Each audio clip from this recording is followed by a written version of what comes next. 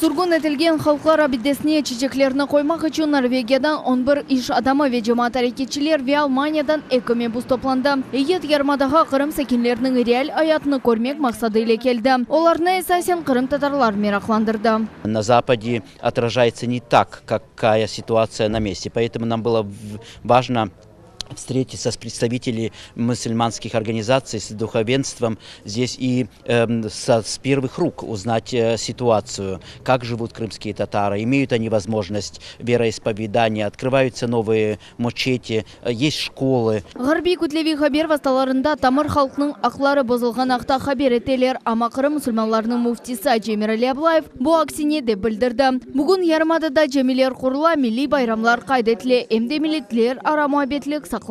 Муфтибей esas urgu yapқан mesele Kırım'da, Kırım Tatar halkı vatanında yaşağanı ve tınç kok kubbe astında raketalar, bombalar uçmağan, patlamağan, insanların öldürülmegeni, kadın kızlarının ırzına, namusuna tokunulmağan bir şeraitte, bir vaziyette biz yaşağanımız bu bizler için en büyük kıymettir dep söyledi. Eyetning yolbaşçısı Norvegiya Halk Diplomatlar Cemaat Birleşmesinin başı Hendrik Weber tarif etti ki, bir hafta devamında yarmadadaki sağlık saqlavına dikkat ayrıldı. Adi insanlar ile subet geçirildi, yal tahyar ve diğer tarihi şehirler ziyaret edildi. Tek müsbet teesiratlar.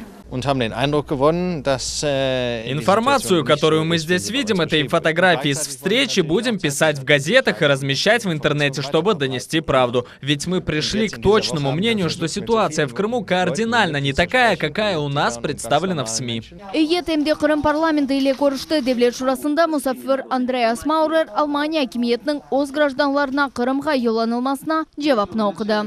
Правительство Германии поддерживает контакты народной дипломатии между общественными организациями, приветствует работу между городами-побратимами. Но это, к сожалению, только первое предложение, потом идет про санкции, то, что мы все знаем. Halk diplomatiyasının inkişafı şimdi Kırım'da referandumunu kabul etmek için ilk yoldur ve kelgen insanlar yarmadanın real hayatını seyir ete, dep kaydetti Devlet Şurası'nın reisi Vladimir Konstantinov. Если мнение избирателей в Европе изменится и отношение политиков, им некуда будет деться. То, что сегодня приехать сюда желающих очень много, общественных организаций, политиков, просто неравнодушных людей, это очень здорово.